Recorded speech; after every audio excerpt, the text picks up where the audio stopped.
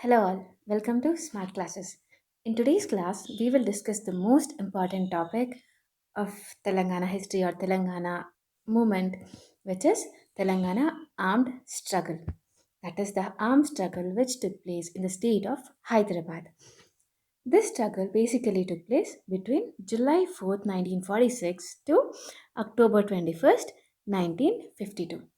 Basically, under this heading, we will have to discuss few important topics which will have to answer these questions.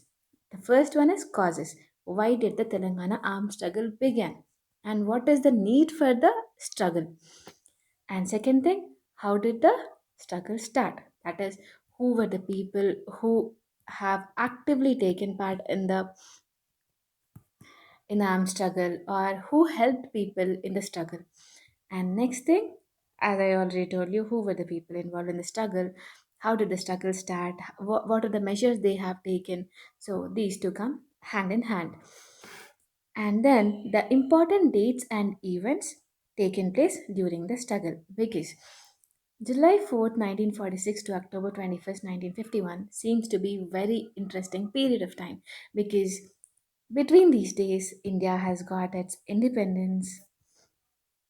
Hyderabad state has gotten independence from Nizam, and then it has been merged into India, and then there was military rule in this time, and then civil government rule during this time. So many events unfolded, and there have been many struggles faced by the people of the state of Hyderabad as well as India during this period of time. That is, the partition of Pakistan and India has definitely impacted the lives of the people in the border, and also people under the rule of independent rulers in the princely states have also been affected because their ruler has given up their states to the government of India and the measures taken by the government of India. So this period is marked to be the important period of the state of Telangana or the state of Hyderabad. Going to the causes. So, the first and the basic and the major cause of this armed struggle is the presence of feudal laws, who are also known as Doralu in the state of Telangana. Basically, I think you have already heard the name Nikal Mukta Banchandura. This is the famous line used in the movies which is used to show the slavery. So that kind of slavery has been followed under this Dural. So under them, under the rule of Nizam, not under the Duralu, under the rule of Nizam, agricultural land was divided into three different parts. The first one is Sarfakas. Sarfakas is the land which covers 10,000 square miles. 10,000 square miles, and this basically serves the royalty. Whatever income which comes from the Sarfakas directly goes into the treasury of the Nizam. So, the lands under the Sarfakas are used to fulfill the needs of the government or the royalty. And then comes the 60% of the land which is under Diwani Khalsa. Diwani Khalsa is also the land under government which is assigned to Jagirdars, Zamindars, or Deshmukhs. Basically, these people were known as Doras. That is the feudal lords. Basically, this area was the most problematic and important area which has become a cause for the armed struggle. Because of these middlemen, they have exploited people. So, because of this, the armed struggle actually started. And then comes the non Khalsa land. This non Khalsa land was about 30% of the land. This is 10%. So, this 30% of the land was basically given as inams or manyas. Manyas is nothing but the religious land under religious places. Religious places. So basically, as I think you have heard about the Devudimanyam things. So this Devudimanyam is nothing but the land or the possessions under the temple. So this manyas is the or the possessions under temple, church, or a mosque. So, and then comes the inams. Inams which were given to people as a gift by the Nizam or the relatives of Deshmukhs. And then the next slide goes on to the 60% of the land, which was a major part of the land ruled by Divani Khalsa or the Doralu. Basically, one Dora had almost 60 villages under them. Sorry. So, one Dora had almost 60 villages under them. So, these 60 villages were completely under the control of these Dora. And these were the four important Doras who were mostly involved in the atrocities against the people, against the common people or the farmers. So, how did these people exploit? First, let us see the names of these people. The first one is Jana Reddy Pratap Reddy, who belongs to Suryapet, and the next one who belongs to Visanuru, who is Rapaka Ramachandra Reddy. His name is repeated for many times because of the things he has done against the people. And then comes the Munagala Nayani Venkata Rangara Pedavolu. In Pedavolu, we have Takkamalla Sita Ramaya. So he is the largest feudal lord, and then comes the second largest feudal lord, who is Rapaka Ramachandra Reddy, and then he had almost 1,50,000 acres of land under him.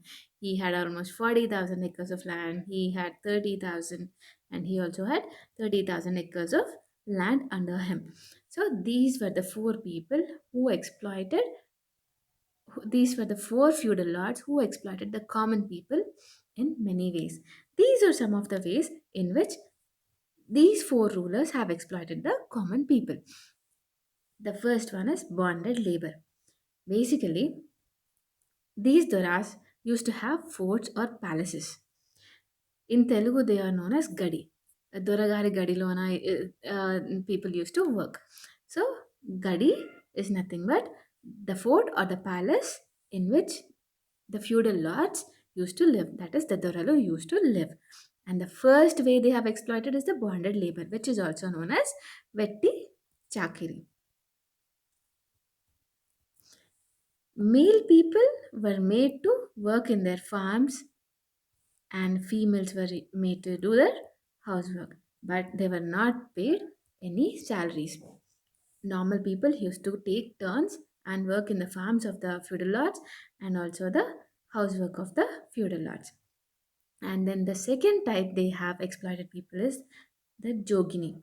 Jogini is if they like any girl or a woman from the common people, they used to make her dedicated to the temple, and they used to exploit her sexually and in different ways.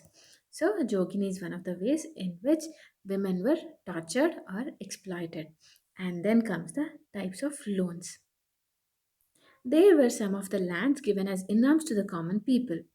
Uh, if a farmer works in the let us say a farmer works in the farm of Jana Reddy Pratap Reddy for a certain amount of time, and in return this Jana Reddy Pratap Reddy gives certain part of the land to this farmer. Even then, because he doesn't get any salary for the work he has done, he doesn't have any money for investment purposes. That is to buy seeds and fertilizers. He doesn't have any money. So the farmer has again had to depend on the feudal lord for the amount, for the purpose of the investment. Then these feudal lords used to give loans to the farmers, and they used to gain a lot by putting the interest, and this interest would never end. They used to call it Nagavaddi, Chakravaddi, and all sort of interest they have been imposing on the farmers, and they used to make sure that loans will never end.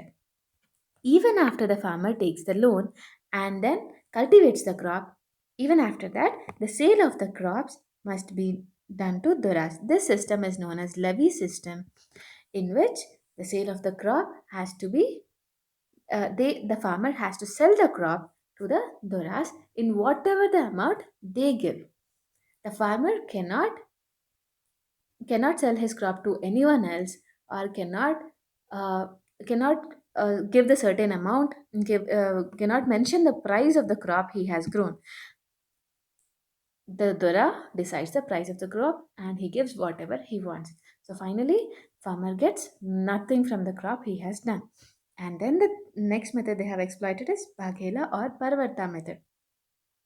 Basically, as we have seen that farmers take loan to cultivate their lands, so they will not be able to pay their loans because the sale of the crops is done to the RAS at a lower cost.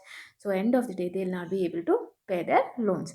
Then what happens is, if the farmers have sons, these sons are sent to work in the Dora's factories or homes without any salary. This method is known as Baghela or Parvata method. In Baghela method, the worker can go back to the worker cannot go back to home, but can go back to home. But in Parvata method, the worker cannot go back to home and he'll have to sleep in the Dora's place for the whole night. So this is the main reason people got fed up and took help of Communist Party leaders in order to fight with the Duras. This is known as armed struggle because they have used the arms of the farmers, which are basically tools for farming. So these tools for farming are used for fighting against the Doras. That is why this is known as the armed struggle. And these tools were known as armed. So this is known as the Telangana armed struggle. So, and then few other factors, no, many other factors contributing to the armed struggle. The first factor is the way of governance of Nizams. So, there was a lot of discrimination done under the Nizams. As we have seen in the previous videos or other videos in my channel, we have discussed about mulkis and non-mulkis, jobs taken by non-mulkis, and the atrocities against Hindus. The majority population were was Hindus, but Hindus were really discriminated against Muslims because the language of the medium of teaching was Urdu, and Hindus used to speak Telugu. So there was low literacy rate because of this. So the first three reasons is, the first one is the way of governance of Nizam, discrimination of Hindus, and the third one is low literacy rate. And then comes the movements which have really enlightened farmers and allowed them to fight against the feudal lords. The first movement was library movement in order to increase the literacy rate of the people. That is, in library movement, there were many Telugu libraries established. Already, I have a video on library movement, but still, I'll make short videos which will basically describe what is library movement, what is Telangana Rashtra and the Mahasabhas. So these Rashtra and Mahasabhas also contributed for the enlightenment of people by conducting their meetings. There were total 13 meetings conducted in under the Telangana Rashtra and Mahasabhas. Under this, we have 8th, 11th meetings which are really important. I definitely I'll ask you to take a look at these things, but then I'll still make a video on these Telangana Rashtra and the Mahasabhas. And then the formation of Hyderabad State Congress, who never got the permission from Nizam till the formation of Communist Party. Basically, Nizam gave the permission to conduct their meetings for Hyderabad Congress only in order to lower the importance of Communist Party. And then comes the Vande Mataram movement in Usmania University. Under this Vande Mataram movement, students have sung Vande Mataram in their hostel prayers. Uh, I, we have discussed this in detail in another video. I will definitely request you to take a look at those videos, but still I'll explain about this. In the hostel ABC, one of the hostel has first started singing Vande Mataram in their hostel because of some conditions levied by the Nizam. Nizam basically told that students have to wear a dress code which is the Muslim dress, which has lalchi paisama. Students were all asked to wear lalchi paisama and wear caps which Muslims generally wear. So the Hindu students definitely got offended and they started singing Vande Mataram in their hostels. This movement has definitely came outside, and students from different colleges like Warangal University and different colleges joined the students of Usmania University and started singing Vande Mataram. So this movement has gained a lot of importance, and many students were dismissed. And these students then went for admission in different colleges, and almost all the colleges refused to give them admissions. But one college in Nagpur, which is the Nagpur University, have given admissions to these students, and they finally completed their degree. As you know, P.V. Narasimha Rao, who is really famous for her reform, was also was also one of the member of the Vande Mataram movement. And then the newspapers have also helped people getting enlightened, and people uh, people getting the interest to learn more. And then finally, the final nail in the coffin, which is the formation of the Communist Party. Basically, these Communist Party leaders were responsible for the armed struggle. So we will look into the Communist Party in detail.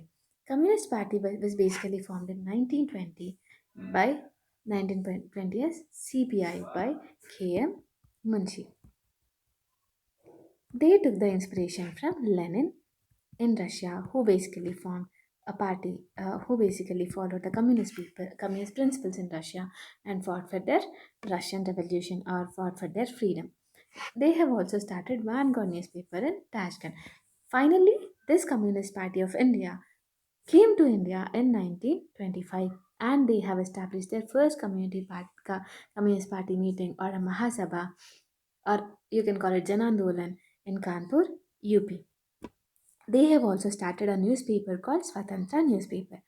Coming to the part of Telugu region, we have Bujjalapalli Sundaraya, who thought there is a need for a communist party even in Telugu region. And finally, in 1936, East Godavari, in 1936, the first CPI office has been established in Kakinada in the East Godavari district. Coming to the part of Telangana, because they didn't get permission from Nizam, they have established their Communist Party office in a Vittal hospital. They used to have a hospital. The ground floor, they used to have the doctors, and the two floors was the Communist Party office. So they have established the Communist Party office secretly, because Nizam would never give permission for the establishment of the office in the Hyderabad state. This hospital was established in Surya Peta. And then, so this Communist Party leaders had basically appointed different officers in every taluka in every region, and these officers or these volunteers who were present in every village or talukas basically gave the information of what is happening in the ground level to the office. And this communist party people would definitely go to help those people. So in that way they started the Telangana armed struggle. So, important events which led to the armed struggle. Important events which we say that armed struggle started in 1946. There were some important events which happened before 1946, that is between 1938 to 1940, and these events have definitely helped for the enlightenment of the people and getting into the armed struggle. And the first such incident has been happened in Sankepalli, Adilabad. And the leader for this movement was Kumaram Bhim. And as you know, the place has been named as Kumaram Bhim Jilla or Kumaram Bhim district right now by KCR in order to honor the great leader Kumaram Bhim. Basically, what happened was Sankepalli, there was a basic tribal area. There were many forests, and people living in Sankepalli would basically clear forests and do cultivation. And they used to live on the products acquired from the forest or the wealth acquired from the forest. Then Nizam has come into this, and he said that you people need permission from Nizam in order to clear forest or get products from the forest or sell it to someone else. So, uh, the access for wealth of the forest has been taken from the common people, and it was only given to the influential people. So, people of Sankepalli or Komaram could not take this. He said that water, jungle, and wealth which is present in our area is ours. And he initially asked for the permission for giving the access to the prime minister, who was Abdul Haider during that time, but he refused to give the permission. After he refused to give the permission, he has started a revolutionary government in 1938, and he has given the slogan Ma Gudamlo Maharajam. But he was then killed by Nizam by the help of an informer who basically lived in the same Kudam. And then comes the second incident, which has happened in 1940. This incident has involved Sheikh Bandagi. Now we'll see who is Sheikh Bandagi and what has actually happened. As we have discussed that there was some feudal lord or the Dora who is Visnuri Ramachandra Reddy. So Sheikh Bandagi basically lived in the village which was under the control of Visnuri Ramachandra Reddy. So there was Sheikh Bandagi had a brother or had a elder brother who basically went to who basically was a drunkard. He used to drink daily and he definitely did not do any work. So Visnuri Ramachandra Reddy encouraged his brother Abbas Ali to drink and made him get into debts. So one day, what Vishnu Ramchandra Reddy has done is he said Abbas Ali that if you give your part of land to me, then I'll clear all your debts and I'll give you more drink. So Abbas Ali, who was basically a drunkard, went to his family and asked them to give their share, to give his share to him. As he was the eldest brother, he got the major part of the land, which is 8 acres. So these 8 acres were taken by Visnuri Ramachandra Reddy. After taking these 8 acres, Visnuri Ramachandra Reddy has also started fighting for the land of the Sheikh Bandagi. But Sheikh Bandagi, who was forced to give the land to Vishnu Ramachandra Reddy, did not agree to give the land, and he has filed a case on Vishnu Ramachandra Reddy, and he has fought for the case for 12 years and finally won the case. After winning the case, Nizam could definitely not take it. He thought that people were getting against the government of Nizam. So finally, he has killed Sheikh Bandagi in order to give the message for the people that no one should go against Nizam and the feudal lords. This whole drama is being showcased in Mahabhubi Natakam during the armed struggle to enlighten people and to tell people how these feudal lords were actually exploiting them. And then the third incident, which is 1945 Chakali Ailamma. This also involves Visnuri Rabaka Ramachandra Reddy. So basically, what he used to do is, whenever his land came for tilling or to farm his land, he basically took the animals and tools from the common people. So, as usual, he was taking the land and animals from the village of Palakurti. There used the lady who was Chakali Ailamma, who used to live in Palakurti with her family. So, Chakali Ailamma refused to give her animals and tools to the Dora because she had to farm her own crop. So she said, I need my animals and tools to farm my own crop. So I cannot give you my animals and tools to the Dora. So basically, she did not agree to give the land. So Ailama disagrees. And then finally, Nizam not. Rabaka Ramachandra Reddy has filed a case on her two sons. So there was a covert or the messenger of Communist Party in the village of Palakurti, who was Chikunuri Yadagiri Rao. Basically, this Chikunuri Yadagiri Rao went and said the Communist Party people that this is done, and Chakali Ailama, who is a very brave woman, is standing with us, standing on her word and is not giving her animals and tools to the Dara. And we will have to help Chakali Ailamma. Then the people from Communist Party came for the help of Chakali Ailamma, and uh, and when Nizam stopped from harvesting her own crop, people from Communist Party went to the farm before Nizam soldiers entered there, and as there were many people around the farm, and Chakali Ailamma was harvesting her own crop. So finally, Chakalialama won and the communist people helped her win.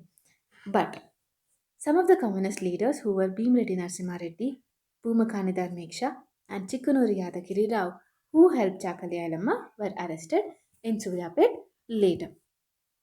And finally, in 1946, there was Doddi Komaraya, who also went against Visnuri Doralu. As I already told, Rabaka Ramachandra Reddy and his mother Janakamma, who was the in charge of the village where this Doddi lived.